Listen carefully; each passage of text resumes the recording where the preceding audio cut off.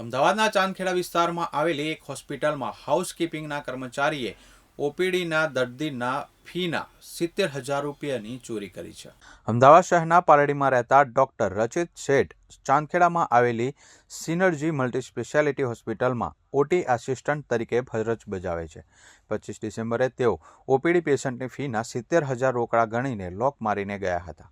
બીજા દિવસે સવારે જ્યારે તેઓ આવ્યા ત્યારે ડ્રોવર તૂટેલી હાલતમાં હતું અને 70,000 રૂપિયા પણ ત્યાંથી ગાયબ હતા।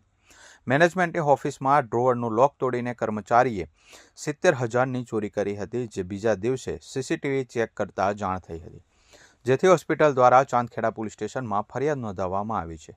જેથી તેમણે સીસીટીવી કેમેરા ચેક કર્યા ત્યારે હાઉસકીપિંગનું કામ કરતા સચિન વણકરે તેમની કેબિનમાં જઈને ડ્રોવર તોડી 70,000 રૂપિયાની ચોરી કરી હતી।